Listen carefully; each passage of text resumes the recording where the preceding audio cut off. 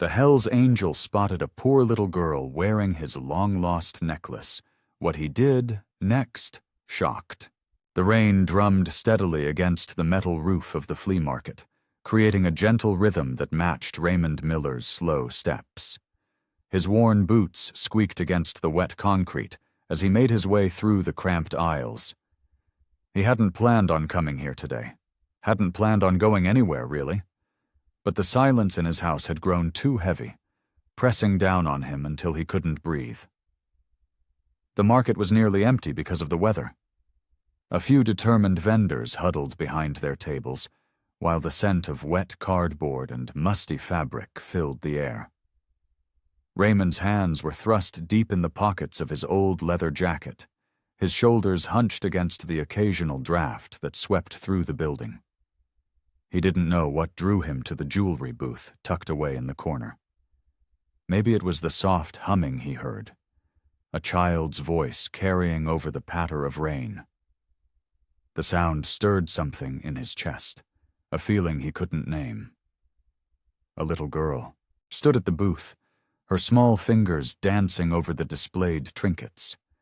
She couldn't have been more than 6 years old, wearing a coat that was at least 2 sizes too big. Her brown hair was pulled back in messy pigtails, and she swayed slightly as she hummed, lost in her own world. Raymond was about to turn away when something caught his eye. The movement of the girl's head had caused something to glint at her throat. His heart stopped. The necklace. His feet moved without his permission, carrying him closer to the booth. The intricate silver chain supported a delicate pendant, a small angel with outstretched wings, holding a pearl at its center. Margaret's necklace, the one he'd given her on their first anniversary, the one they'd lost in the fire that had nearly taken their house 10 years ago. Raymond's hands began to shake. He could still remember the way Margaret had cried when they couldn't find it in the ashes. It had been her mother's before it was hers, passed down through 3 generations. And now, impossibly, it hung around this little girl's neck. "Excuse me," he said, his voice rougher than he intended. The girl looked up, her big brown eyes curious but not afraid. "That necklace you're wearing." She touched it with small fingers, smiling. "It's pretty, isn't it? Mommy gave it to me." Raymond swallowed hard, trying to keep his voice steady. "Where did your mommy get it?" The girl opened her mouth to answer, but before she could speak, an elderly woman appeared beside her, moving with surprising speed. Her face was lined with worry as she grabbed the girl's hand. "Sophie, what have I told you about talking to strangers?" The woman's voice was stern, but trembling slightly. She wore clothes as worn as the little girl's, but there was dignity in the way she held herself. "I'm sorry," Raymond started to say. But the woman was already pulling Sophie away, murmuring quick apologies as they disappeared into the maze of market stalls. Raymond stood frozen, staring at the space where they had been. The rain continued its steady drumming overhead, but he barely heard it over the rushing in his ears. That necklace. Margaret's necklace. How had it survived? How had it ended up around that little girl's neck? The question spun in his mind like autumn leaves caught in a wind. He remained there, rooted to the spot, as other market-goers moved around him like water around a stone. The jewelry vendor gave him a curious look, but Raymond couldn't bring himself to move. Not yet. Not while his past had suddenly walked right in front of him, worn by a little girl named Sophie. Before you continue listening, please let me know where in the world are you watching from today. Now back to the story. Raymond's old truck rattled down the familiar street, leading to his small house on the edge of town. The evening sun cast long shadows across his weathered face as he gripped the steering wheel, his knuckles white. That necklace, Margaret's necklace, kept flashing in his mind like a beacon he couldn't ignore. Inside his modest home, Raymond moved through his usual evening routine, but nothing felt normal. He warmed up a can of soup on the stovetop, the same dinner he'd had countless times before, but tonight he could barely taste it. The spoon clinked against the empty bowl as his hand trembled slightly. "It can't be the same one," he muttered to himself, pushing away from the kitchen table. But he knew it was. The intricate silver design, the small emerald at its center. He'd recognize it anywhere. It was the necklace he'd given Margaret on their first anniversary, the one they thought was lost forever in the fire that had nearly taken their home 15 years ago. Raymond paced his living room, his boots wearing the same path they had for the past decade since Margaret's passing. Dust motes danced in the dim light of his reading lamp, and the clock on the wall ticked away the minutes.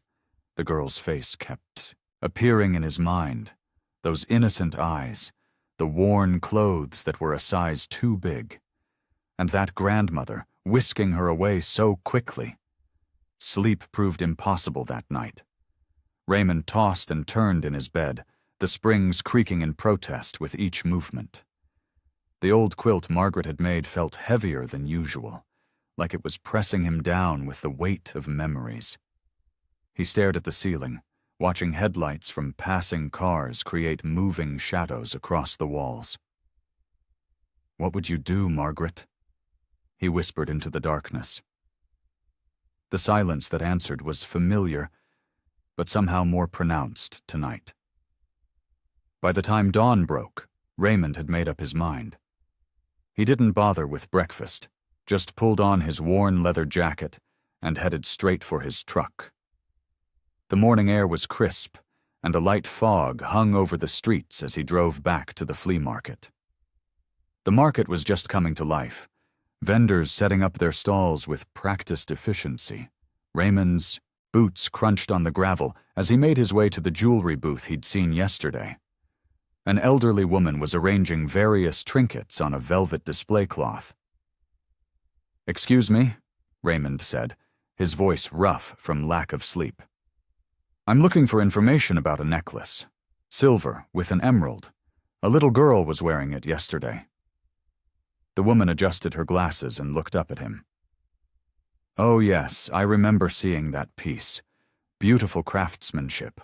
Wasn't from my booth, though. I've seen similar ones from Joe's pawn shop downtown." Raymond's heart picked up speed. "You're sure about that?" "Oh yes," she nodded, reaching for a business card. "Joe's got a distinctive style to his pieces. He's been here forever, knows every piece of jewelry that comes through his door." She handed him the card with the pawn shop's address, printed in faded blue ink. Raymond turned the card over in his calloused hands, studying the address. Joe's pawn shop, just 3 blocks from where Margaret used to work. A real lead at last. He thanked the woman and headed back to his truck, the business card clutched tightly in his hand like a lifeline. The bell above the pawn shop door jingled as Raymond stepped inside. The musty smell of old furniture and forgotten treasures filled his nostrils. Afternoon sunlight filtered through grimy windows, casting long shadows across shelves packed with everything from dusty guitars to tarnished silverware. Behind the counter, a middle-aged man with reading glasses perched on his nose looked up from a newspaper. "Help you find something?" Raymond approached slowly, his work boots scuffing against the worn wooden floor. "Looking for information about a necklace." He cleared his throat, trying to keep his voice steady. Silver chain with a small rose pendant, delicate metalwork around the edges. The owner's eyebrows lifted slightly. "Lot of necklaces come through here. Any particular reason this one's special?" Raymond's weathered hands gripped the edge of the glass counter. "Belonged to my wife. Lost it years ago in a fire." He paused, the words catching in his throat. "Saw a little girl wearing it yesterday at the flea market." The owner set his paper aside and removed his glasses, rubbing them with a cloth. "Oh yeah, I remember that piece. Pretty distinctive work. He squinted, thinking. Came in. Oh, must have been about 4 months ago now. Raymond's heart quickened. Who brought it in? Woman in her 30s. Dark hair. Looked like she'd been crying. The owner shook his head. Don't usually remember customers this well, but she made an impression. Said she hated to part with it, but times were tough. Did she say where she got it? Raymond pressed. The owner replaced his glasses, frowning slightly. Said it was a gift from someone who helped her through a rough patch. That's all I know. He paused. Look, mister, I see a lot of sad stories in here. People don't come to pawn shops when life's going well. Raymond's shoulders slumped. He'd hoped for more concrete answers, but instead, he had more questions. Any paperwork from the sale? A name, maybe? Sorry. The owner shrugged. Cash transaction? Didn't need ID for something that small? He studied Raymond's face for a moment. But I remember she mentioned something about losing her husband. Said she was selling it to help pay for her daughter's school supplies. Raymond's chest tightened. A widow with a daughter. It had to be Sophie's mother. But how had she gotten Margaret's necklace in the first place? Anything else you can tell me? Raymond asked, his voice rough with emotion. The owner thought for a moment. Just that she seemed broken somehow, like she was carrying more than just money troubles. He reached under the counter and pulled out a worn ledger. I can check the date of the sale if that helps. Raymond nodded, watching as the owner flipped through pages of handwritten entries. The man's finger stopped on a line. Here it is, June 12th, listed as silver pendant necklace with rose design. He closed the book. That's all I've got. Raymond straightened up, his mind churning with this new information. A grieving widow selling a precious gift to support her child. The piece felt both vital and somehow insufficient, like a single tile in a much larger mosaic. Thanks for your time, Raymond said, turning toward the door. Hope you find what you're looking for, the owner called after him. Sometimes the things that come through here, they carry more stories than we know. Raymond stepped back into the afternoon sun, his questions multiplying with each passing moment. The necklace had been a gift to someone who needed help. But from whom? And how had it survived the fire that had claimed so much else? He walked to his truck, determination settling over him like armor. He needed answers, and he wouldn't rest until he found them. The morning sun cast long shadows across the cracked sidewalks as Raymond walked through the small town's business district. His weathered boots scraped against the concrete with each determined step. After a restless night thinking about the necklace, he knew he had to find answers. The local diner seemed like a good place to start. Inside, the smell of coffee and bacon filled the air. A bell jingled as Raymond pushed open the door, drawing curious glances from the regular customers. He made his way to the counter where Betty, the owner's wife, was refilling coffee cups. "Morning, Raymond," Betty said, surprise in her voice. Everyone knew Raymond kept to himself these days.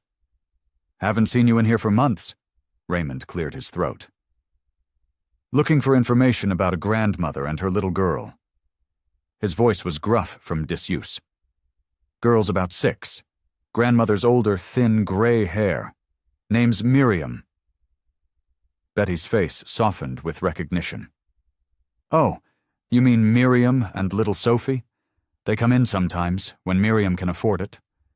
She lowered her voice. "Poor things have had it rough since Clara passed." Raymond's hands tightened around his coffee cup. "Clara?" "Sophie's mother," Betty explained, wiping down the counter. "Car accident a few months back. Left Miriam to raise Sophie alone. They live over in the Pine Grove apartments now, that complex near the railroad tracks." Raymond nodded, dropped a few dollars on the counter, and headed out. The Pine Grove apartments weren't far, just a mile or so from the center of town. As he walked, He asked a few more people about Miriam and Sophie. Each conversation painted a clearer picture. The mailman mentioned seeing them at the food bank last week. The hardware store owner said Miriam had been in recently, looking for cheap parts to fix their broken sink. The grocery clerk remembered Sophie's bright smile, despite wearing hand-me-down clothes. The Pine Grove apartments came into view. 3 weathered buildings with peeling paint and rusty fire escapes. Raymond found a spot, across the street, partially hidden by an old oak tree. He watched the comings and goings of residents, trying to spot Miriam or Sophie. After an hour, he saw them. Miriam was helping Sophie up the concrete steps, both carrying small bags of groceries. Sophie's coat was too big, probably a donation. Miriam moved slowly, like each step took effort. They disappeared into the building marked C. Raymond waited, observing their third-floor window. Through the thin curtains, he could see shadows moving. Sophie appeared at the window, pressing her face against the glass to watch a bird on a nearby branch. The necklace, his wife's necklace, caught the afternoon light as she moved. Their apartment was small. That much was clear from the outside. The window unit air conditioner was held in place with duct tape. A crack ran down one corner of the window frame. But as Raymond watched, he saw Sophie throw her arms around her grandmother's neck in a hug. Miriam's tired face broke into a warm smile as she held her granddaughter close. They didn't have much, but they had each other. Raymond's chest tightened as he remembered similar moments with Margaret, before the fire, before everything changed. He watched until the sun began to set, casting long shadows across the parking lot. In that fading light, he could see both the struggle and the love in that small apartment, a family holding on despite everything life had thrown at them. The morning sun cast long shadows across the crumbling concrete steps as Raymond stood before the apartment building. His weathered hands fidgeted with the old toolbox he'd brought along, the same one that had gathered dust in his garage for years. The peeling paint and rusty railings reminded him of his own neglected home. Taking a deep breath, Raymond climbed the stairs to apartment 2B. Through the thin walls, he could hear a child's laughter. Sophie's voice. He hesitated for a moment, then knocked 3 times.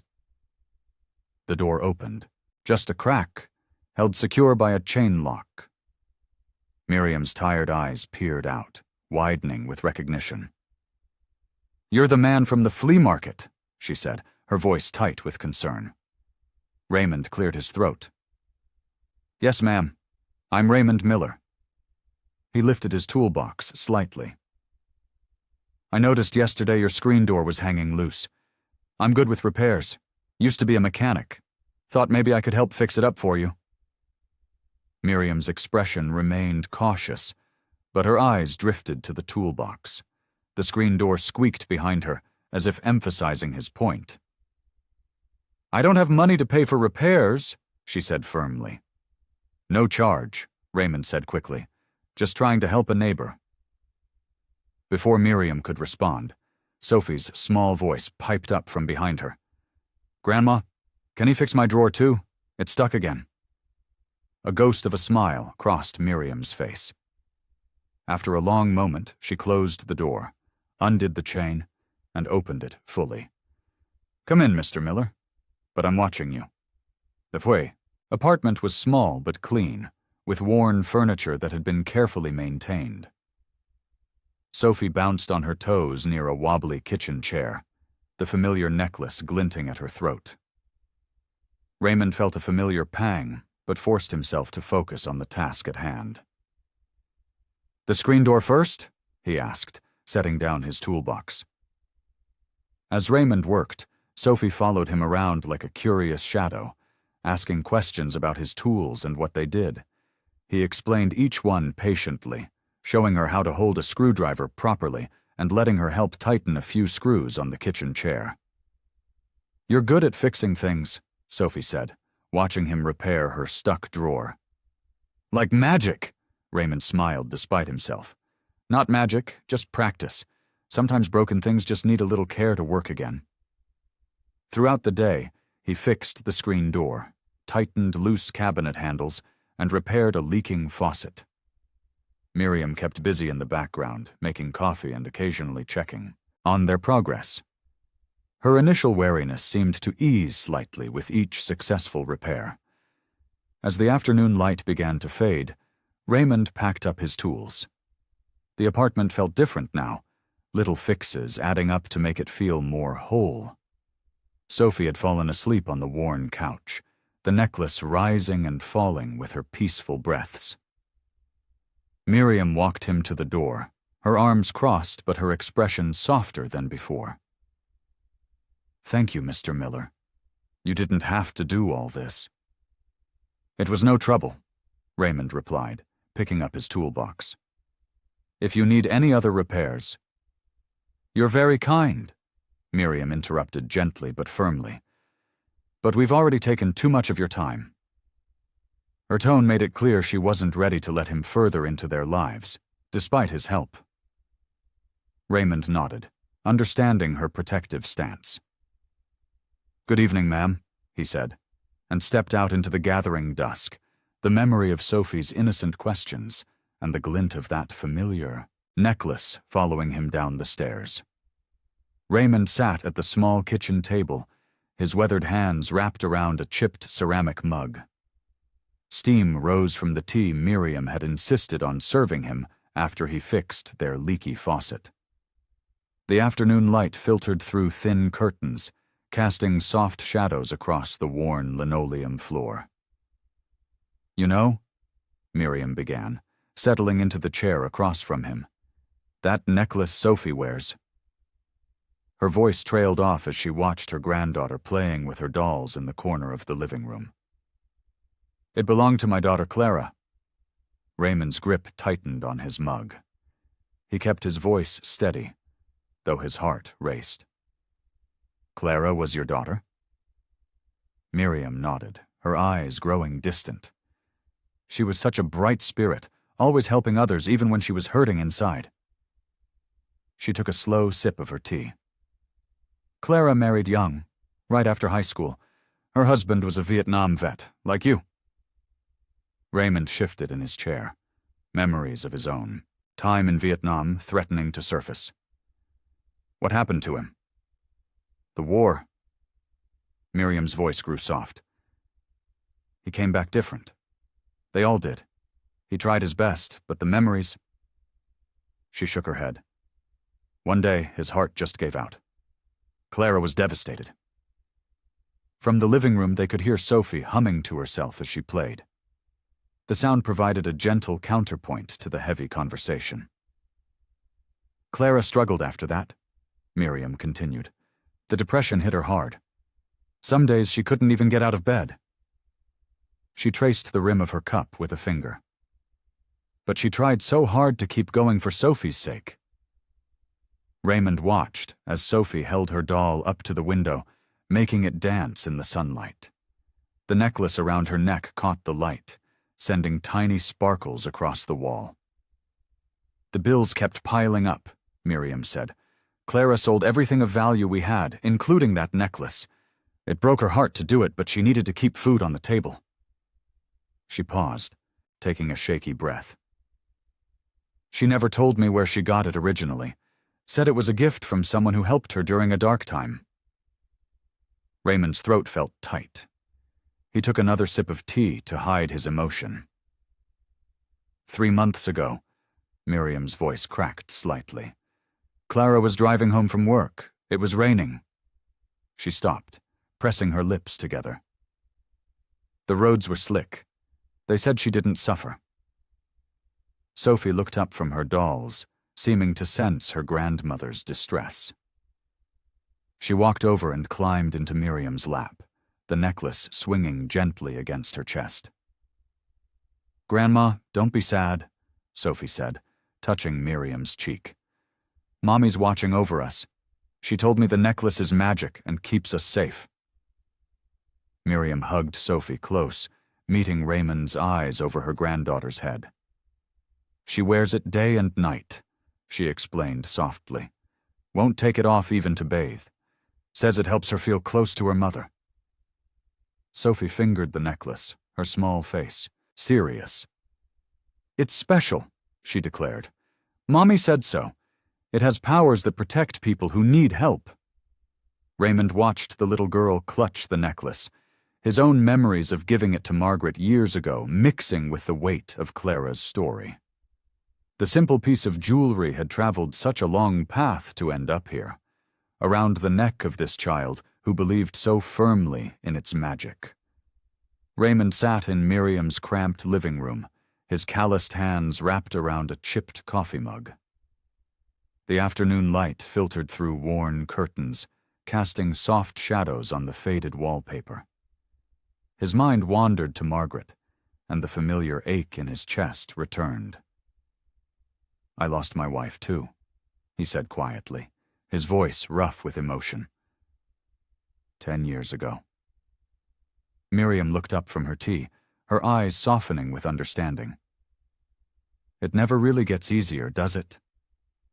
"No, ma'am, it doesn't." Raymond shifted in his seat, remembering the countless nights he'd spent alone in his empty house. Margaret she was everything to me. After Vietnam, I came back different. Broken, you might say. But she never gave up on me. The sound of Sophie's laughter drifted in from the next room, where she played with her stuffed animals. Raymond watched as Miriam's face lit up at the sound, just like Margaret's used to when their neighborhood was filled with children's voices. "Clara struggled just like you," Miriam said, her fingers tracing the rim of her cup. "After her husband died, she'd spend hours just sitting, staring at nothing. Some days she couldn't even get out of bed." She paused, taking a shaky breath. But she had Sophie to think about. That little girl was her reason to keep going. Raymond nodded, understanding all too well. "Margaret and we never had children. After she passed, I just shut down. Stopped living, really. Just existed." He ran a hand over his weathered face. "Started avoiding people, staying home. The neighbors probably think I'm some kind of hermit." "Grief does that to you?" Miriam said. "Makes you want to hide from the world." Raymond glanced at the necklace around Sophie's neck as she darted past the doorway. The silver pendant caught the light, and for a moment he saw Margaret wearing it on their wedding day. The memory hit him like a physical blow. "Clara used to say that some pain you never get over," Miriam continued. "You just learn to carry it better." Those words followed Raymond home that evening. He sat in his favorite armchair, the one Margaret had reupholstered twice because he refused to replace it. The house creaked around him, full of memories and echoes of a happier time. On the mantel, Margaret's photograph smiled at him from behind dusty glass. He'd taken that picture during their honeymoon in Colorado. She'd insisted on hiking to the top of a mountain, despite his protests. When they reached the summit, the sun was setting, painting the sky in brilliant oranges and pinks. Margaret had turned to him, her face glowing, her smile brighter than any sunset. Raymond stood and picked up the photograph, wiping away years of dust with his sleeve. He could see now how his grief mirrored Clara's. The same overwhelming loss, the same struggle to keep going. But while he had withdrawn from the world, Clara had fought to stay present for Sophie's sake. Looking at Margaret's smiling face, Raymond felt something shift inside him. The necklace that had brought him to Sophie and Miriam wasn't just a reminder of what he'd lost. Maybe it was leading him toward something else. A chance to help a family who knew the same pain he did, who carried the same burdens. He set the photograph back on the mantel, this time in a spot where the moonlight could reach it. For the first time in years, the silence in his house didn't feel quite so heavy. The morning sun filtered through the dusty windows of Sophie's apartment as Raymond knocked on their door. His weathered hands carried a small toolbox, an excuse to check on them again. The door creaked open, and Sophie's bright face peered up at him. "Mr. Miller!" Her smile was like sunshine breaking through clouds. "Did you come to fix more things?" Miriam appeared behind her granddaughter, wiping her hands on a faded apron. "Raymond, what a pleasant surprise. Please, come in." The apartment was small but tidier than his last visit. A worn teddy bear sat on the threadbare couch, and the smell of fresh coffee lingered in the air. Raymond set his toolbox down by the door, feeling more at home than he had in years. "The kitchen sink's still acting up," he said gruffly, trying to hide how comfortable he felt here. "Thought I'd take another look." Sophie bounced on her toes, the familiar necklace catching the light as it swung from her neck. She watched him intently as he moved toward the kitchen, then suddenly stopped him with a small hand on his arm. "Wait," she said, her voice dropping to a whisper. Her tiny fingers reached for the clasp of the necklace. "Is this your necklace?" Raymond's breath caught in his throat. He stared at the delicate piece of jewelry now resting in Sophie's outstretched palm. The silver chain gleamed, and the small pendant, a heart with intricate engravings, was exactly as he remembered it. "How—" his voice cracked. "How did you know?" Miriam stepped closer, concern etched on her face. Sophie's eyes were wise beyond her years as she looked up at him. "Mommy told me stories about it," Sophie said, running her finger along the chain. "She said it belonged to someone special, someone who saved people and helped others when they needed it most." Raymond's legs felt weak. He lowered himself onto one of the kitchen chairs, his eyes never leaving the necklace. "Your mother said that?" Sophie nodded eagerly. "She said it was magic, that whoever had it before was a hero like the ones in my stories." She paused, studying his face. "Were you a hero, Mr. Miller?" The word hero hit him like a punch to the gut. Images of Vietnam flashed through his mind, the chaos, the fear, the lives he'd tried to save and those he couldn't. Then he thought of Margaret, how she'd worn that necklace every day until the fire, how she'd called him her hero even when he felt anything but. He cleared his throat. "I was just a soldier, Sophie, like your daddy was." Sophie's face lit up. "Then you were a hero. Mommy said Daddy was the bravest person she knew." She held the necklace out to him. "Maybe that's why you found us. The necklace brought you here to help us, just like you helped people in the war." Raymond stared at the necklace in Sophie's small hand, seeing it through new eyes. All these years, he'd thought of it as a reminder of what he'd lost. But here was this child, seeing it as something magical, something that connected people who needed each other. His hands trembled slightly as he gently closed Sophie's fingers back around the necklace. "You keep it safe," he said softly. "Your Mommy was right about one thing. It is special." The morning sun cast long shadows through the windows of the county records office as Raymond pushed open the heavy glass door. The familiar smell of old paper and dust filled his nostrils. A middle-aged woman with reading glasses perched on her nose looked up from her desk. "Can I help you?" she asked, adjusting her glasses. Raymond cleared his throat. "I need to look up some information about someone who passed away recently." "Clara." He paused, realizing he didn't know her last name. "Do you have a date of death?" the clerk asked, her fingers hovering over her keyboard. "A few months ago. Car accident," Raymond said, his voice rougher than usual. The clerk typed quickly, and after a few moments, she nodded. "Clara Matthews. The accident was on Oak Street, right?" Raymond nodded, though he hadn't known that detail. The clerk printed out several pages and handed them to him. He settled into a hard plastic chair in the corner of the room, away from the fluorescent lights that made his eyes ache. As he read through the documents, Clara's life began to take shape before him. She had married Thomas Matthews in 1971, right after he returned from Vietnam. Raymond's hands trembled slightly as he recognized the unit number. They had served in the same area, though he didn't remember Thomas personally. The next document made his chest tighten. Thomas had died 5 years ago, leaving Clara alone with a 3-year-old Sophie. Medical bills had piled up before his death. Agent Orange complications, just like so many others Raymond had known.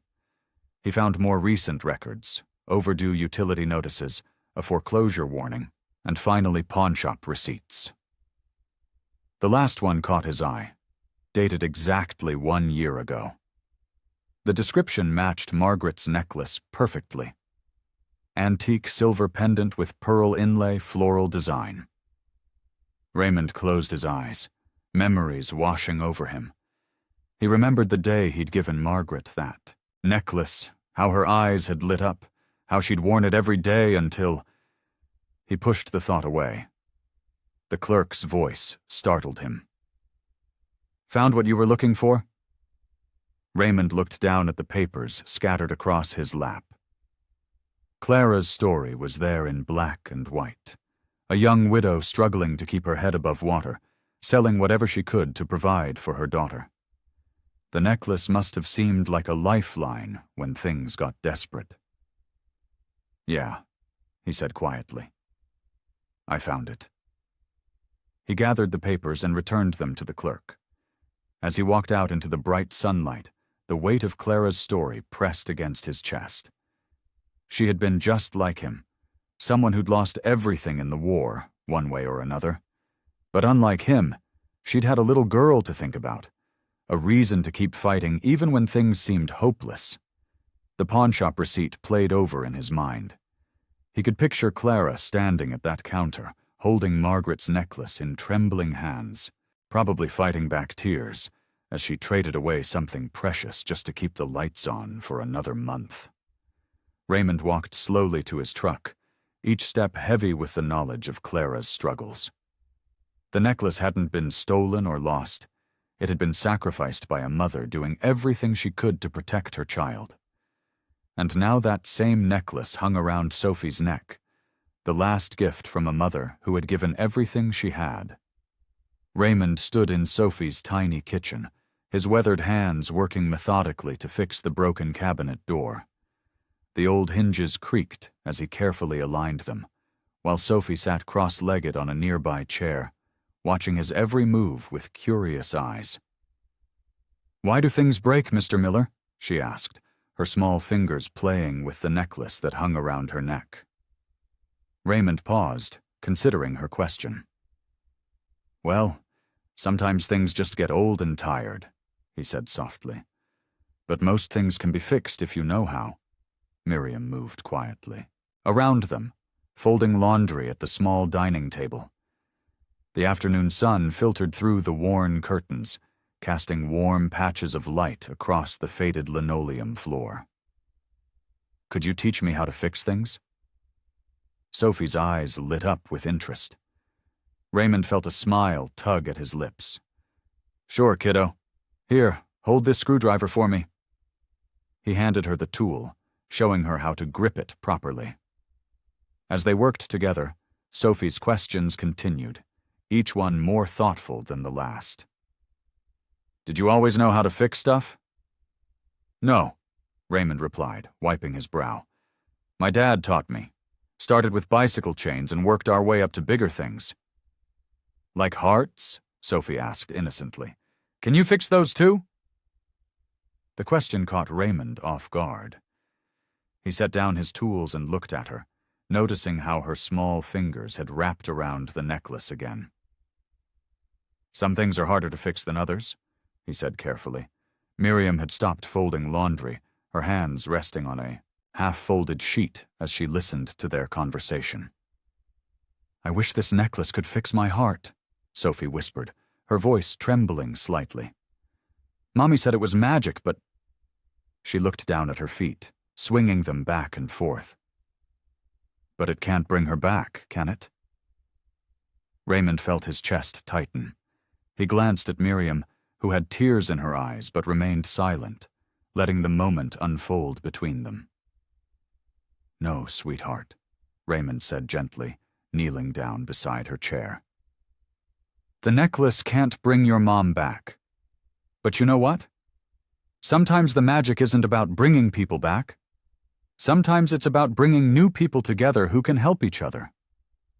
Sophie wiped her eyes with the back of her hand. "Like you helping us fix things?" "Yeah." Raymond nodded, his own voice growing thick with emotion. "Like that." "I miss her so much," Sophie admitted, her lower lip quivering. "Sometimes I forget what her voice sounds like, and that makes me sad." Raymond reached out, hesitantly, then placed his calloused hand over Sophie's small one. "I know it hurts, and it's okay to be sad. But I promise you, Sophie, I'll help you and your grandmother however I can." Sophie looked up at him, her eyes shining with tears but also with trust. "Promise?" "I promise," Raymond said firmly, surprising himself with how much he meant it. Miriam had moved closer, placing a gentle hand on Sophie's shoulder.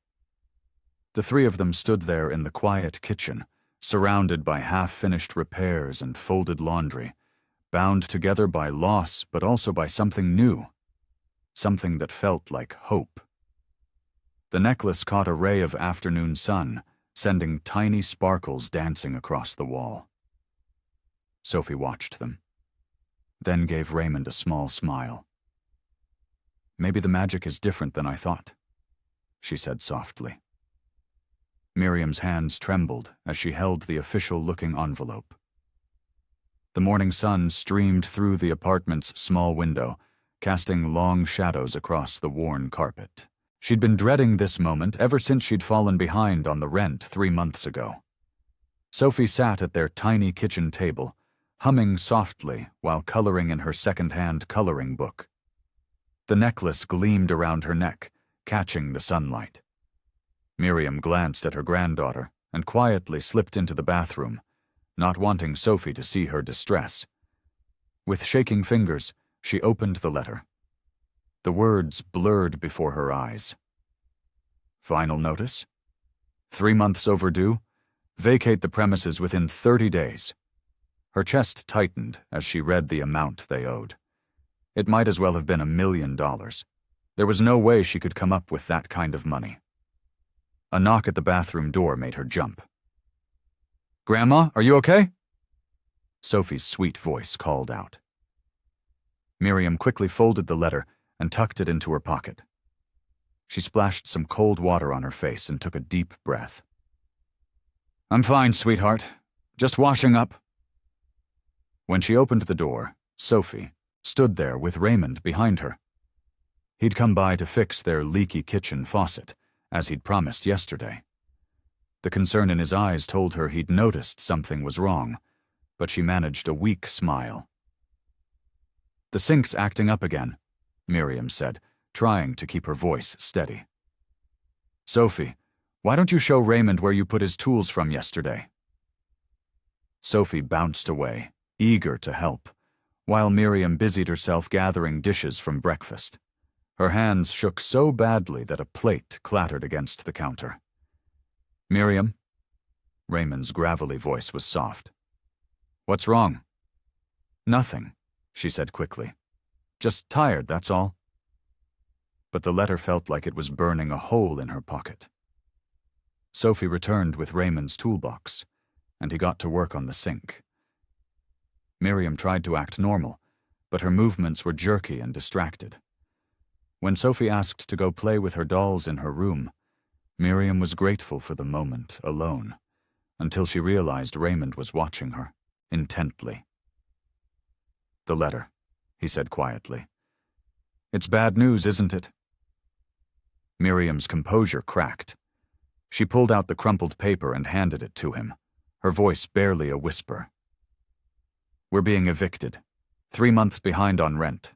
I've been trying so hard to catch up, working extra shifts at the diner, but with Clara's medical bill still hanging over us." She pressed her lips together, fighting back tears. Raymond read the letter, his weathered face growing serious. "Why didn't you say something sooner?" "It's not your problem," Miriam said firmly, though her voice wavered. "You've already done so much fixing things around here, I can't ask for more." "You're not asking. I'm offering." Raymond set the letter down and looked at her steadily. "I've been alone for 10 years, Miriam. No one to help, no one to care about. Now I see you and Sophie struggling, and—" He paused, his jaw working. "I can't just walk away." "Raymond, please," Miriam whispered. But her resistance was crumbling. "We can't accept—" "Let me help," he said firmly. "I don't know exactly how yet, but I will not let you and Sophie end up on the street. I promise you that." From Sophie's room came the sound of her singing softly to her dolls, completely unaware of the crisis unfolding in the kitchen. Miriam looked toward the sound, her heart aching, and finally nodded. Raymond's expression hardened with determination. "We'll figure this out," he said. "Together." Raymond sat at his kitchen table, surrounded by stacks of papers and notes. The morning light filtered through his dusty windows, casting long shadows across the scattered documents.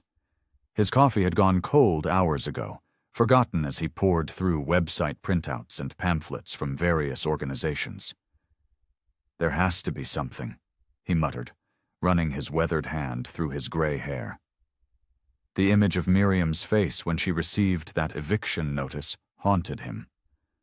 The way she had tried to hide her trembling hands from Sophie broke something inside him. He picked up his ancient rotary phone and dialed the number for the local Veterans Affairs office again. The hold music crackled through the receiver as he waited, drumming his fingers on the table.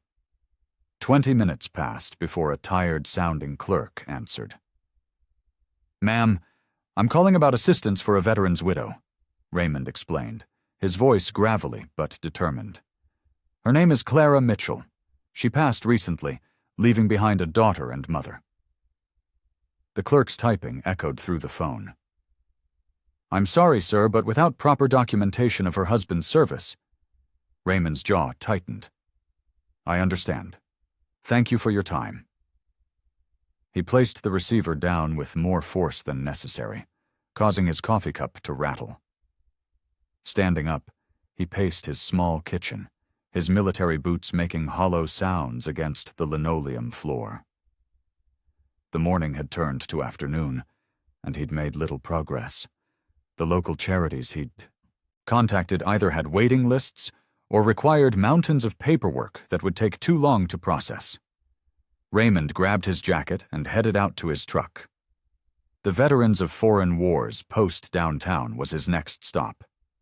Maybe someone there could help cut through the red tape.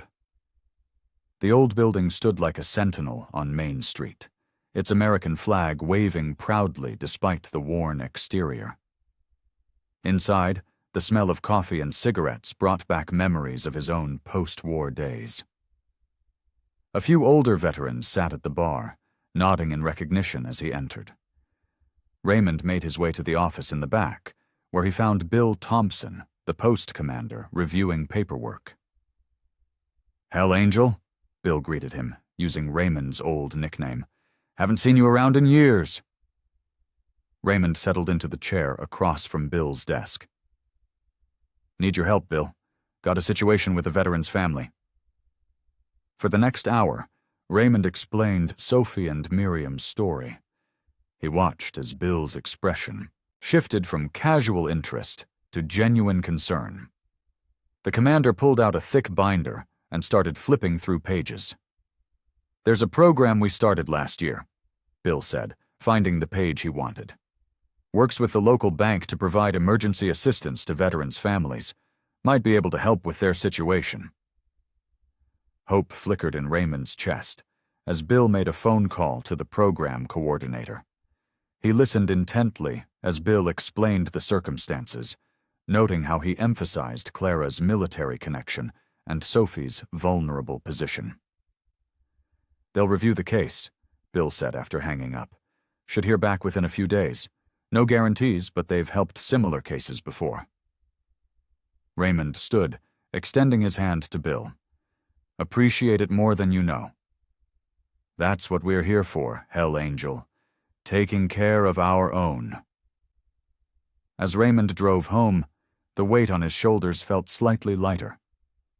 It wasn't a solution yet, but it was a start. The Veterans Group had promised to look into Sophie and Miriam's situation, and that was more than he'd had that morning. He just hoped it would be enough, and soon enough, to make a difference. Raymond sat in his worn leather armchair, staring at the phone on the coffee table. The morning light filtered through his dusty windows, casting long shadows across the living room.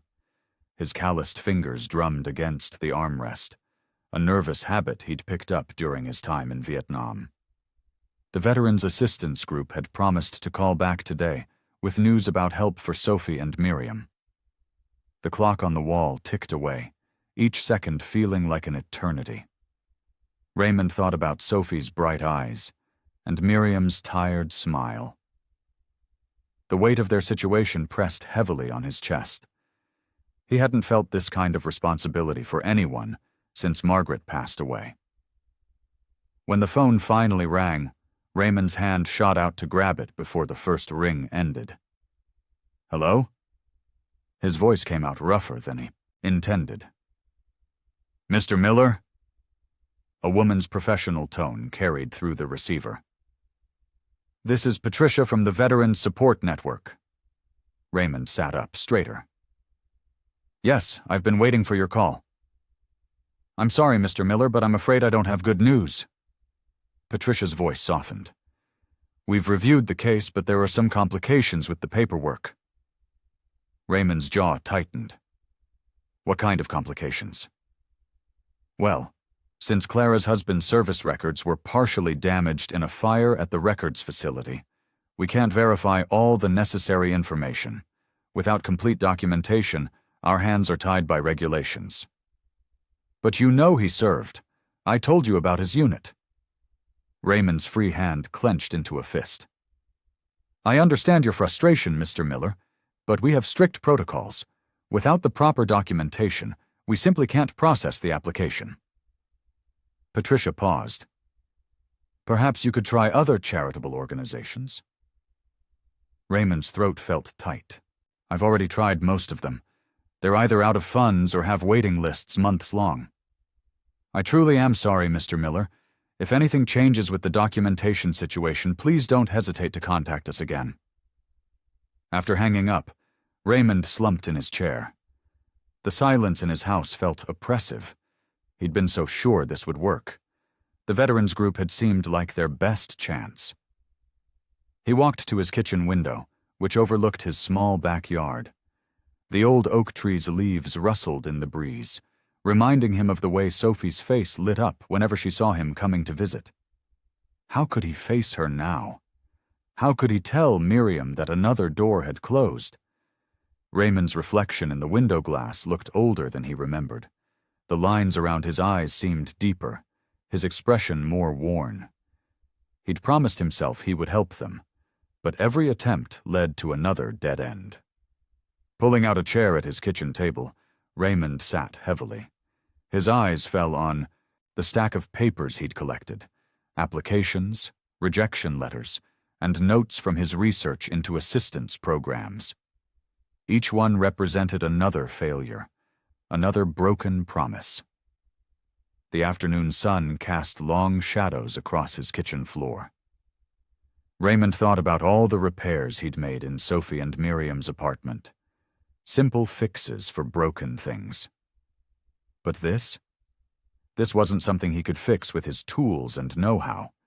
This required money, influence, things he didn't have. For the first time since he'd started helping them, Raymond felt truly powerless. The familiar weight of defeat settled over his shoulders, reminding him of darker days after Margaret's passing.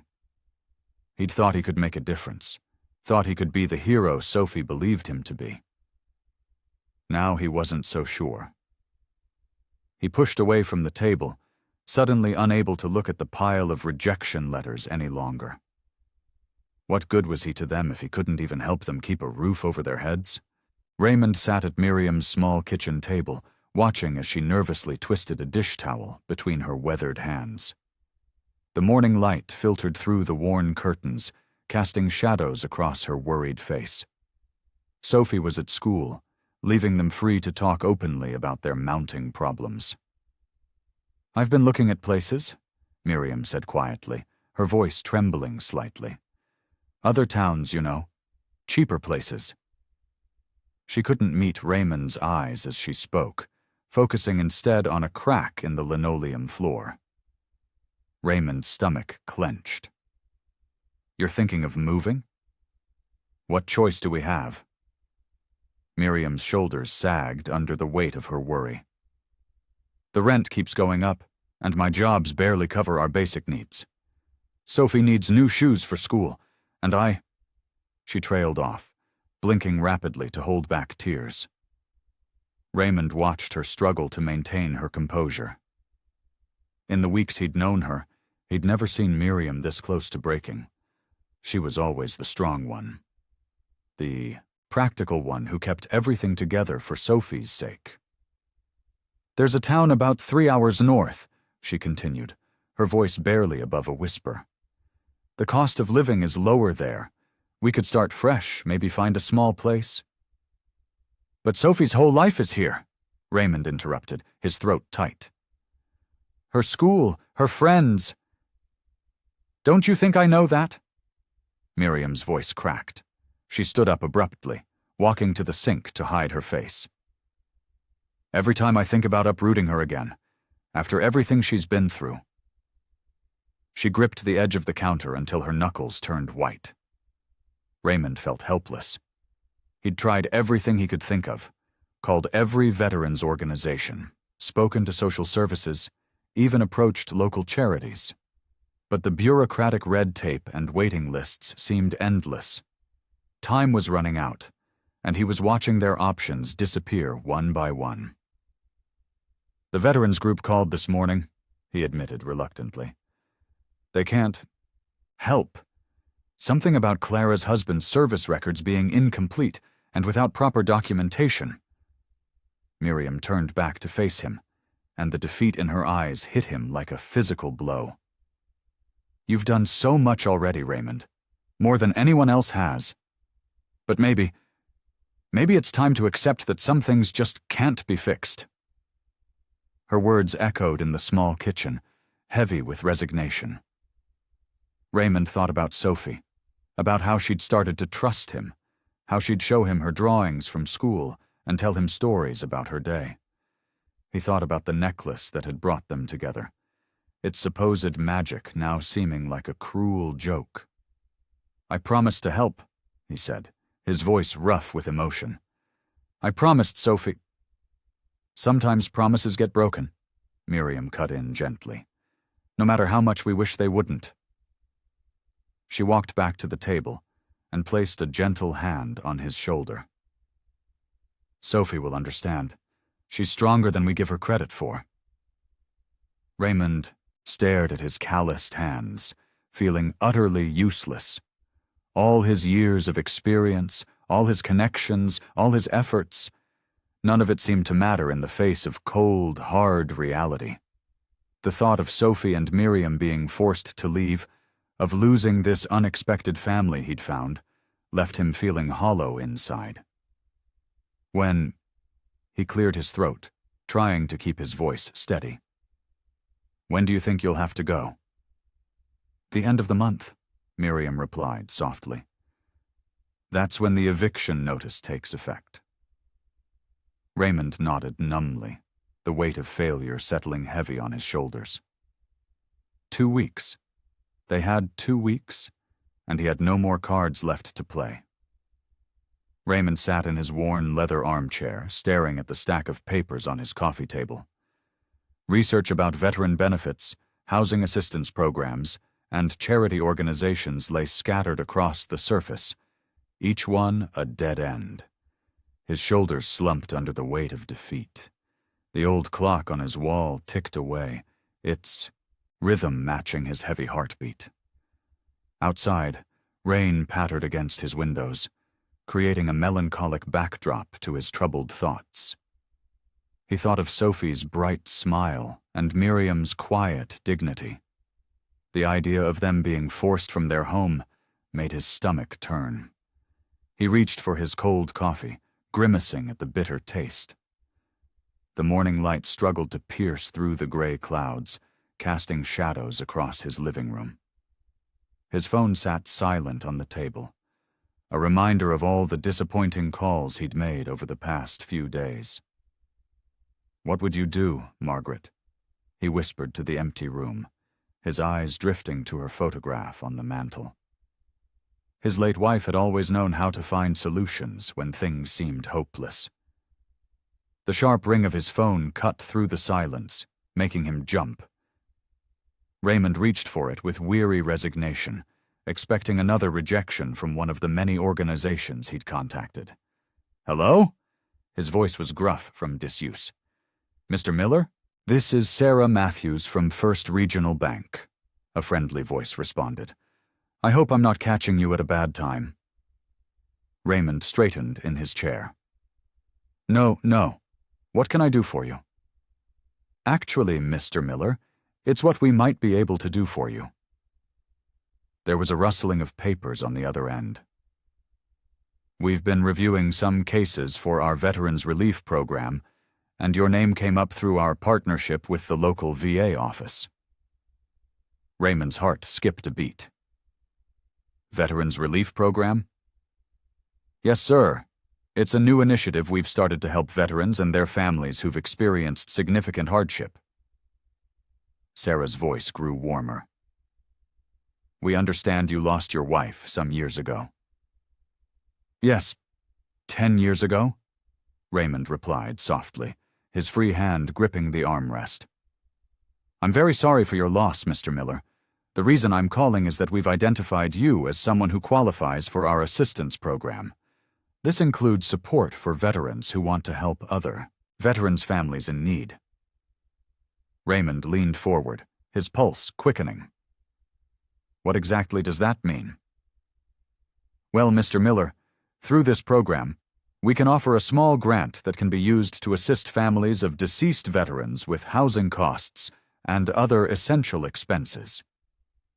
Sarah paused briefly. "We understand you've been inquiring about assistance for the family of another veteran?" "Yes," Raymond said, his voice barely above a whisper. "A little girl and her grandmother. The girl's father was a veteran, and her mother passed away recently. That's exactly the kind of situation our program is designed to help with," Sarah explained. "Based on your service record and personal circumstances, you qualify to receive assistance that can be directed to help them." Raymond's hand trembled as he reached for his pen. Sarah continued explaining the details of the program, but he could barely focus through the surge of relief flooding through him. Here, finally, was a real chance to help Sophie and Miriam. When Sarah finished outlining the specifics of the grant, Raymond had to clear his throat several times before he could speak. This would cover their overdue bills?" "Yes, Mr. Miller, and provide some stability for the next few months while they get back on their feet." Raymond sat back in his chair, overwhelmed by this unexpected turn of events. The morning light seemed brighter now, breaking through the clouds outside his window. For the first time in days, he felt hope rising in his chest. The morning sun filtered through the dusty windows of Miriam's apartment as Raymond knocked on their door, his heart pounding with excitement. He could hardly contain the smile that tugged at the corners of his weathered face. For the first time in years, he felt like he could make a real difference in someone's life. Miriam opened the door, her eyes tired but kind. "Raymond, what brings you here so early?" "I've got some news," he said, his voice rough with emotion. "Good news. Can I come in?"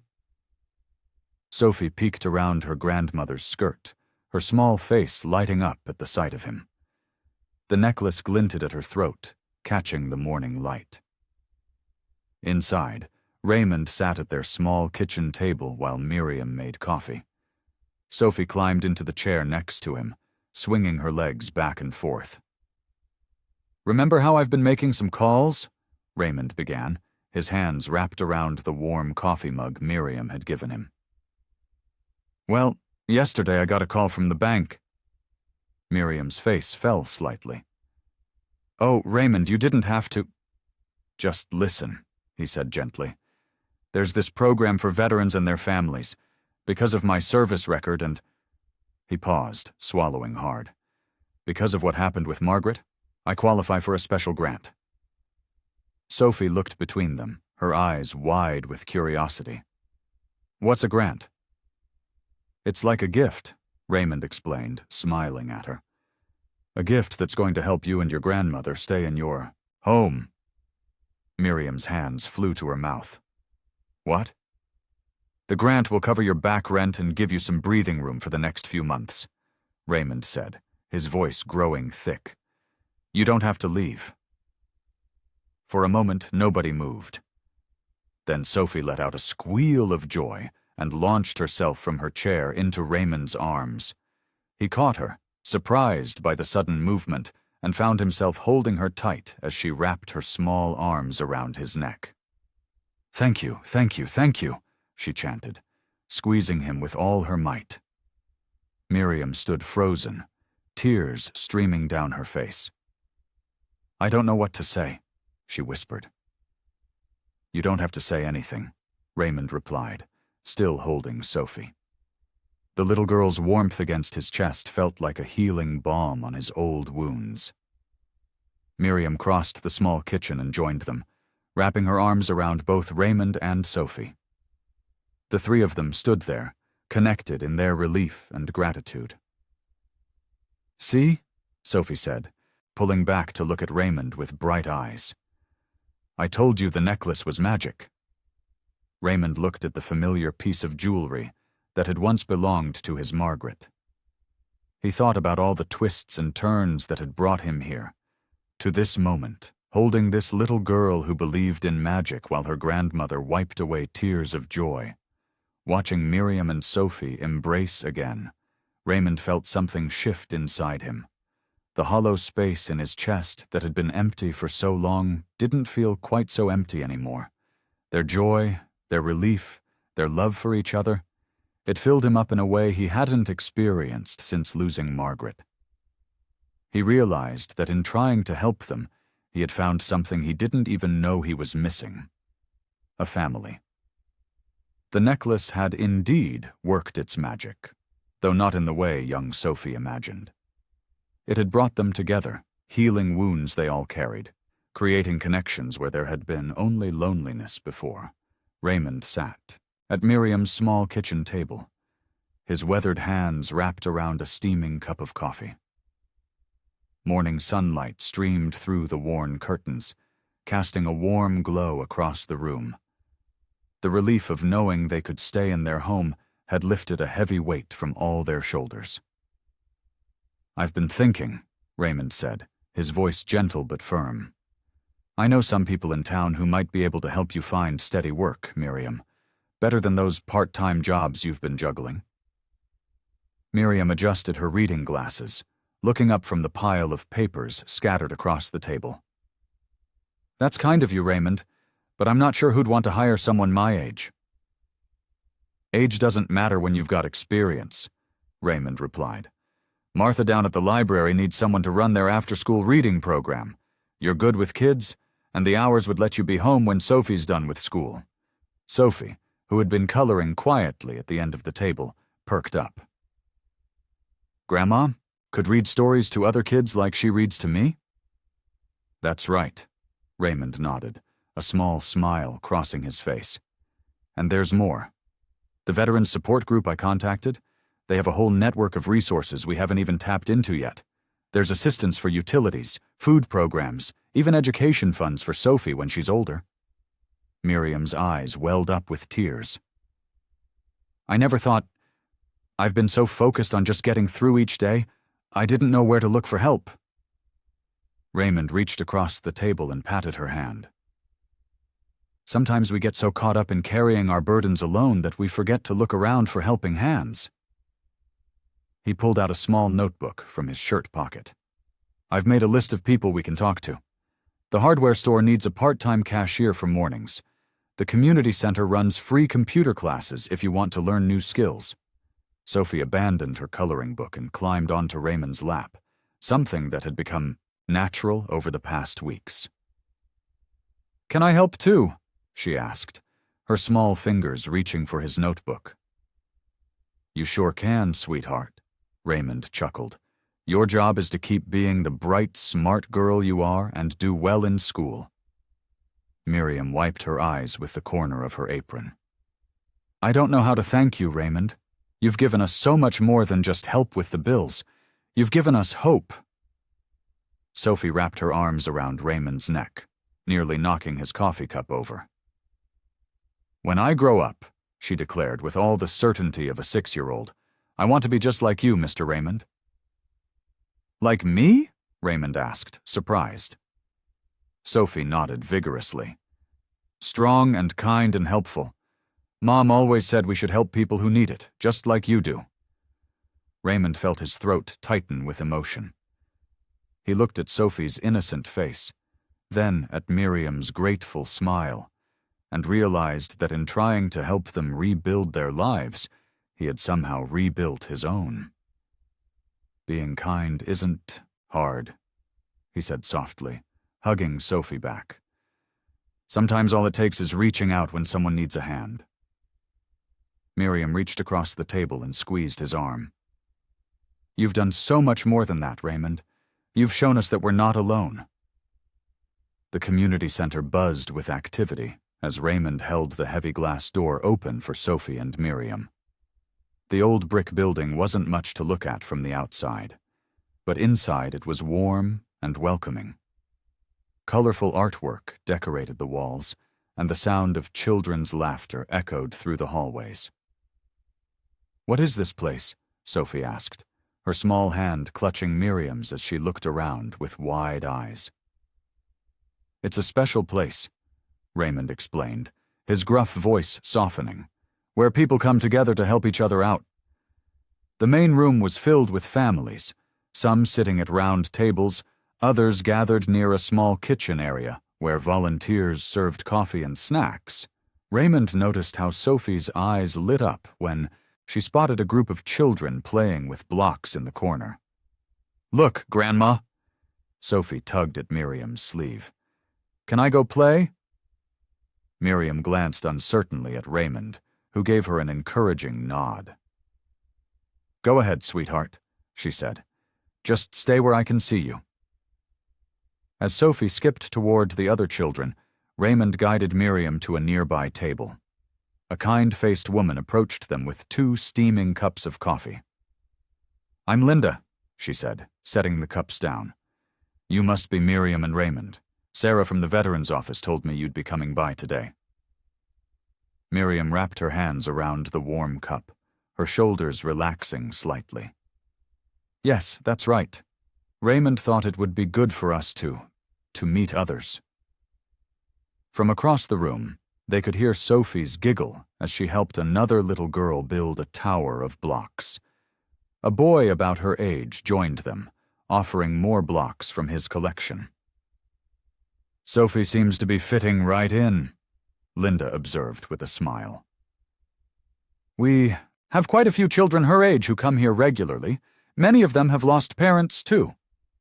Raymond watched as Sophie showed the other children her mother's necklace. Instead of clutching it protectively like she usually did, she was sharing it, letting them admire it while she explained something with animated gestures. It's good to see her acting like a child again, Miriam said softly, her eyes growing misty. Since Clara passed, she's been so careful, like she's afraid to be happy. Linda nodded, understanding. That's common with children who've experienced loss. but they're resilient. Sometimes they just need to see that they're not alone.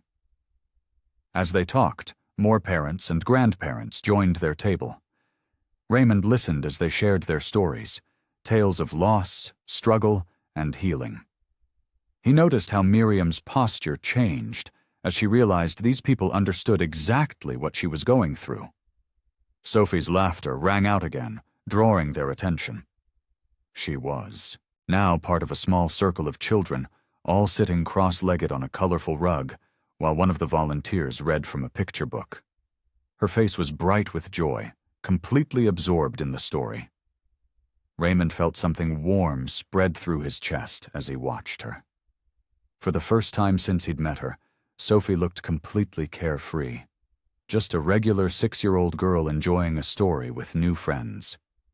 She wasn't the sad little girl from the flea market anymore, clutching a necklace like a lifeline. She was starting to heal. Beside him, Miriam wiped a tear from her cheek. "Thank you, Raymond," she whispered, "for bringing us here, for everything." Raymond just nodded, his throat too tight for words. Watching Sophie find her smile again was all the thanks he needed. Raymond sat in his worn leather armchair, watching the sunset paint golden streaks across his living room wall. The house felt different now, warmer somehow, despite being alone. His fingers traced the familiar groove in the armrest, worn smooth by years of habit. His eyes drifted to the old shoebox on his coffee table. He'd pulled it from the back of his closet earlier, something he hadn't done in years. Inside were memories he'd kept locked away, photographs, letters, and small mementos from his life with Margaret. "Been a while since I looked at these, hasn't it?" he muttered softly, carefully lifting the lid. The first photograph made his breath catch. Margaret on their wedding day, her smile as bright as sunshine. He remembered how the necklace had caught the light that day, twinkling at her throat. The same necklace that now brought comfort to a little girl who needed it just as much as Margaret once had. Raymond shuffled through more photos, each one stirring memories that no longer felt quite so painful. There was one of Margaret tending her garden, another of them at the state fair. His calloused thumb brushed over her face tenderly. "You'd like them, Margaret," he said quietly. "Sophie, she's got that same light in her eyes that you had. And Miriam, she's strong, like you were." He reached deeper into the box and pulled out a small envelope he'd nearly forgotten about. Inside was a newspaper clipping about Clara's accident. He'd saved it after learning about Sophie's mother, feeling a connection he couldn't quite explain at the time. Now it made perfect sense. Raymond stood slowly, his joints creaking in protest. He walked to the fireplace mantel where a single photo of Margaret had stood for years. It was time for a change. With careful movements, he cleared a space beside it. From the shoebox, he selected the newspaper photo of Clara. She was smiling in it, looking so much like Sophie. He placed it next to Margaret's picture, adjusting it until it sat just right. "Two strong women," he said, taking a step back. "Both taken too soon."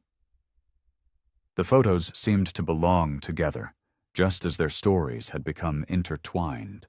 Margaret's necklace had found its way to Clara, and through Clara to Sophie, creating a chain of connection that had pulled Raymond back into life when he'd least expected it. He studied the two photographs side by side.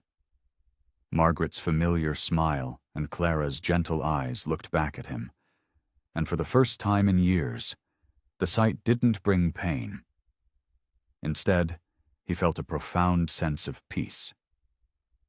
"Thank you," he whispered to both images, "for helping me find my way back."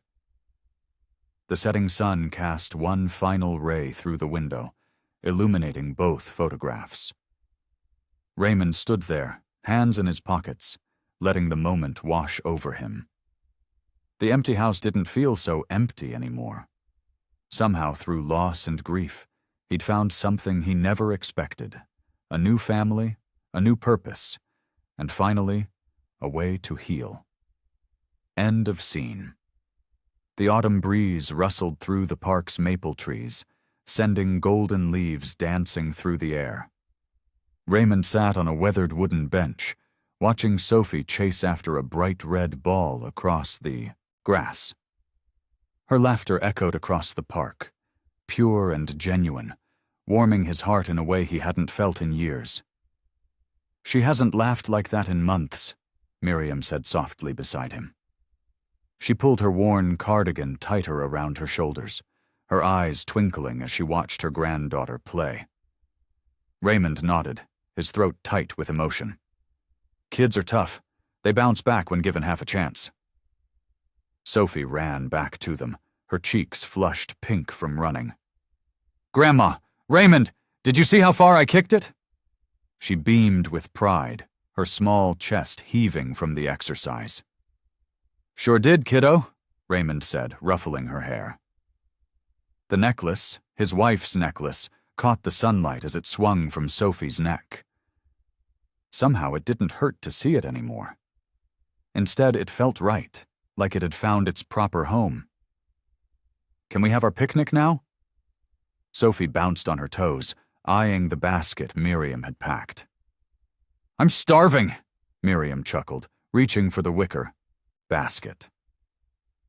"Well, we can't have that, can we?" They spread an old checkered blanket on the grass under a broad maple tree. Raymond helped Miriam lower herself onto the blanket, steadying her with a gentle hand. Sophie immediately dove into the basket, pulling out sandwiches wrapped in wax paper and 3 bottles of lemonade. "Careful there," Raymond cautioned, as Sophie almost knocked over a bottle. "We don't want to waste any of your grandmother's good lemonade." "It's your favorite, isn't it, Raymond?" Sophie asked, carefully handing him a sandwich. "Grandma made it special." Miriam ducked her head, slightly embarrassed. "Well, you mentioned liking lemonade last week." Raymond took a sip, savoring the perfect balance of sweet and tart. "It's just right," he said, and Miriam's face lit up with pleasure. As they ate, Sophie regaled them with stories about school and her friends, her hands moving animatedly as she talked. Raymond found himself laughing more than he had in years. Caught up in her infectious enthusiasm. A family playing frisbee nearby caught his attention. A mother, father, and 2 children. Once, seeing such a scene would have sent him spiraling into grief, remembering what he'd lost. But today, looking at Sophie's bright face and Miriam's gentle smile, he felt something different. Something new. Sophie finished her sandwich and jumped up. "Can we feed the ducks?" She pointed to the small pond where a family of ducks paddled lazily in the water. "We brought some bread crusts just for that," Miriam said, pulling out a paper bag. Raymond helped Miriam to her feet, and they walked together to the pond's edge. Sophie threw bread pieces to the ducks, squealing with delight when they quacked and paddled closer. The afternoon sun cast long shadows across the grass, painting everything in warm, golden light. Raymond stood there, watching Sophie and Miriam, feeling the weight of belonging settle around him like a comfortable blanket. The void in his heart, which had seemed so permanent after Margaret's death, didn't feel quite so empty anymore. It wasn't the same as what he'd lost. Nothing could ever replace Margaret. But it was something equally precious. Something he never expected to find. A new kind of family, built not from obligation or blood, but from shared healing and hope. Sophie turned to him, holding out the bag of bread crusts. "Help me feed them, Raymond?" Her smile was bright and trusting, full of unconditional love that only children can give. The morning sun cast long shadows across the flea market's weathered stalls. Raymond walked between the familiar rows of vendors, his boots crunching on the gravel. The air smelled of cotton candy and roasted nuts, just like that rainy afternoon when he'd first spotted Sophie wearing Margaret's necklace. His heart felt lighter now. The weight of grief that had pressed down on him for so many years had lifted, replaced by something warm and hopeful. He touched his chest, pocket, where he kept the small photo of Margaret he'd carried since Vietnam. The jewelry booth looked different in the morning light. Necklaces and bracelets sparkled under the sun, catching rays and throwing tiny rainbows across the wooden counter. The booth owner, an elderly man with kind eyes and weather-worn hands, looked up from arranging his wares. "Well, if it isn't Mr. Miller," the man said, straightening up with a gentle smile. "I was wondering when you might come back." Raymond nodded, running his fingers along the familiar wooden counter. "Thought it was time to visit where it all started." "That little girl," the booth owner said, shaking his head thoughtfully. "I remember how you looked when you saw that necklace, like you'd seen a ghost." "Felt like one, too," Raymond admitted. He cleared his throat, fighting past the tightness that still came when he talked about feelings. "Never thought a piece of jewelry could change so much." The booth owner's eyes crinkled at the corners. "Word gets around in a small town. Heard what you did for that family. Not many would have stepped up like that." Raymond shifted his weight, uncomfortable with the praise. "Just did what needed doing." "No, sir," the booth owner said firmly. "You did more than that. That grandmother, Miriam, she was in here last week, told me how you helped them stay in their home, how you've been looking out for them." The morning breeze rustled through the market, carrying the sound of children laughing somewhere in the distance. Raymond thought of Sophie's smile, how it reminded him of Margaret's. "They helped me too," Raymond said quietly. "More than they know." The booth owner nodded, understanding in his eyes. He reached under the counter and pulled out an old brass picture frame. "Found this the other day. Thought you might want it." Raymond took the frame carefully. The metal was tarnished, but its design matched the necklace perfectly. The same intricate pattern of leaves and vines. "Margaret would have liked that," Raymond said, his voice rough. "She always did say the necklace needed a matching frame." "No charge," the booth owner said, holding up a hand when Raymond reached for his wallet. "Consider it my way of saying thanks, for showing us all that kindness still matters." Raymond gripped the frame tightly, nodding his thanks. He couldn't find the words to express what this moment meant, standing here where his journey had begun, holding a piece of the past that would help build his future. With a final nod to the booth owner, Raymond turned and walked away from the stall. The morning sun warmed his shoulders, and the weight of the frame in his hands felt right. He knew exactly where it would go. On his mantel, next to the photos of Margaret and Clara, a symbol of the family he'd lost, and the one he'd found again. Raymond was tinkering with an old clock in his workshop when he heard the front door open. The familiar sound of Sophie's footsteps echoed through the house. But something was different today. Instead of her usual cheerful chatter, there was silence. He looked up to see Sophie standing in the doorway, her small shoulders slumped and her eyes downcast. The necklace she always wore caught the afternoon light, sending tiny sparkles across the room. "Hey there, sweetheart," Raymond said softly, putting down his tools. "Rough day?" Sophie nodded, her bottom lip trembling. She clutched her backpack tightly against her chest like a shield. "Want to talk about it?" Raymond pulled out the wooden stool he kept nearby for when Sophie visited his workshop.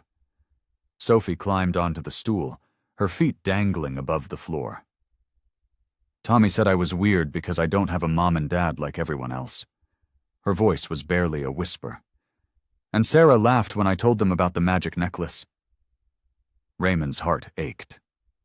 He reached out and gently touched the necklace that had brought them together. "You know, sometimes people say mean things because they don't understand." "I miss Mom," Sophie said, a tear rolling down her cheek. And sometimes I forget what her voice sounded like. Raymond took a deep breath, remembering his own struggles with grief. Come here, he said, opening his arms. Sophie slid off the stool and into his embrace. Her small frame shook with quiet sobs. You know what I've learned? Raymond stroked her hair gently. Life isn't always fair. Some days are harder than others. But you've got something special that Tommy and Sarah might not understand. Sophie looked up at him with wet eyes. What's that? You've got twice as much love as most people. Raymond smiled. You've got your grandma's love, your mom's love that lives right here. He touched her heart. And you've got my love too. Really? Sophie wiped her eyes with the back of her hand. Really? Raymond reached for an old photo album on his workbench. See this picture? That's Margaret, my wife, wearing this same necklace. She used to say that love was like this necklace. It might get lost sometimes, but it always finds its way back to where it belongs. Sophie traced the photograph with her finger. Just like how the necklace found you again? Exactly. Raymond nodded. And you know what else? Every time you wear it, you're carrying both your mom's love and Margaret's love with you. That's pretty special. But what if the kids at school keep being mean? Sophie asked, her voice small but steadier. Then you remember that you're stronger than they know. You've got 3 guardian angels watching over you. Your mom, Margaret, and me. And I'm not going anywhere. Sophie fingered the necklace thoughtfully. Promise? Cross my heart, Raymond said, making the gesture that always made Sophie giggle. And tomorrow's another day. Things might look different then.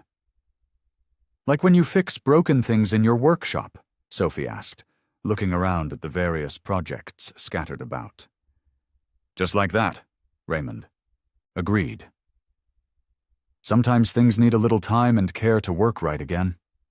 Same goes for sad feelings. Sophie nestled closer to Raymond, her tears now dried. The afternoon sun streamed through the workshop window, casting a warm glow around them. She played with the necklace, watching it sparkle. I feel better now, she said, a small smile spreading across her face. She looked up at Raymond with trust and love in her eyes, knowing she was safe, protected, and deeply cared for. The morning sun cast long shadows across the memorial garden as Raymond parked his old pickup truck. The air was crisp and clean, carrying the sweet scent of freshly cut grass and blooming flowers. Sophie hopped out of the truck, her small hand clutching the necklace that had brought them all together. Miriam followed slowly, leaning on her cane, her weathered face softened by a gentle smile. Is this where we remember them? Sophie asked, her voice barely above a whisper. Raymond nodded, placing a steady hand on her shoulder. Yes, sweetheart. This is where we can talk to them and tell them how much we love them. The memorial garden stretched before them, a peaceful sanctuary dotted with benches and flowering trees. Stone markers lined the winding paths, each one telling a story of love and loss. Raymond led them to a quiet corner where 3 small stones had been placed side by side. Miriam's eyes welled up with tears as she read the names: Margaret Miller, Clara Thompson, and James Thompson. The morning light caught the polished surface of the stones, making them gleam like mirrors. I helped put these here, Raymond explained, kneeling beside Sophie. Sometimes when we miss people, it helps to have a special place to visit them. Sophie traced her fingers over her mother's name, her small face thoughtful. Do you think Mommy can hear us? I believe she can, Miriam said, settling onto a nearby bench. Just like I believe Margaret and James can hear us too. Raymond pulled 3 small bouquets from a basket they'd brought. He handed the first to Sophie, who carefully placed it at her mother's stone. The second went to Miriam, who arranged her flowers with trembling hands. The last bouquet, Raymond placed at Margaret's marker, his touch gentle and reverent. "I used to be scared to come here," Raymond admitted, his voice rough with emotion. "I thought it would hurt too much. But now I understand that remembering isn't about pain, it's about love." Sophie looked up at him with wise eyes. "Like how the necklace helped us find each other." "Exactly like that," Raymond smiled, ruffling her hair. "Sometimes the things that seem to hurt us the most end up leading us to healing." They sat together in the morning quiet, sharing stories about their loved ones. Miriam told Sophie about Clara's first day of school, how she'd insisted on wearing her favorite red shoes even though they didn't match her outfit. Raymond spoke about Margaret's laugh, how it could fill a room with joy. Sophie listened intently, soaking in every word, every memory. She held the necklace in her small palm, its familiar weight comforting. The morning light caught the delicate metalwork, making it shimmer. "I want to say something," Sophie announced suddenly, standing up straight and tall. Raymond and Miriam fell silent, watching as the little girl stepped forward. She closed her eyes, clutching the necklace close to her heart. "Mommy," she began, her voice clear and strong despite its softness. "I miss you every day, but I'm not alone anymore. Grandma and Raymond take care of me, just like you wanted. And this necklace—" She paused, opening her eyes to look at the precious object. This necklace really was magic, because it brought us all together. The golden light of sunset painted the sky in warm hues of orange and pink as Raymond sat on the front steps of Sophie and Miriam's apartment building. His weathered hands rested on his knees as he watched Sophie chase a butterfly through the small patch of grass that served as their yard. Miriam stood nearby, hanging freshly washed clothes on a line strung between two poles. The scene before him stirred something deep in Raymond's heart.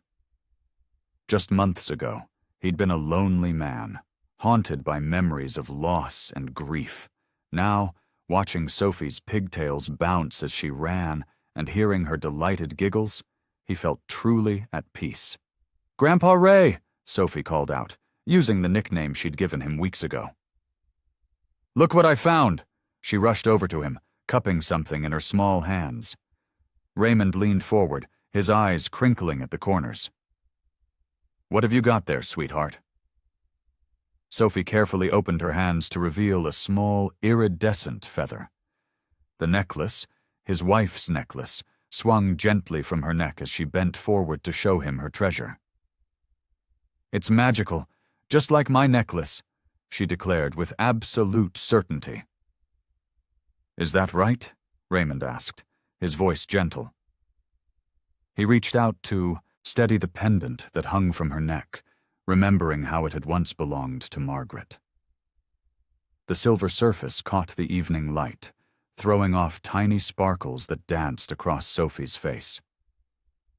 Miriam walked over, wiping her hands on her apron. "Sophie, honey, it's almost time for dinner. Why don't you go wash up?" "Okay, Grandma."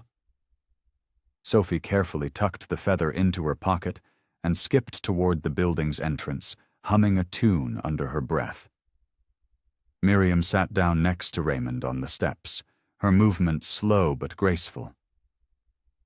"You know," she said softly, "I never thought we'd find family again after Clara passed.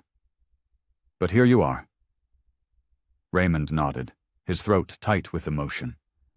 He watched as the last rays of sunlight caught the windows of nearby buildings, making them glow like amber. The evening air was sweet with the scent of someone's flowering window box, and a gentle breeze rustled the freshly hung laundry. "I never thought I'd find family either," he admitted. "After Margaret, well, I figured that part of my life was over." Miriam reached over and patted his hand. "Life has a funny way of surprising us, doesn't it? Clara always said that necklace was special. I didn't believe her then, but now—" She trailed off, looking at the door where Sophie had disappeared. Raymond thought about how that necklace had led him here, from a chance encounter at a flea market to this moment of perfect contentment.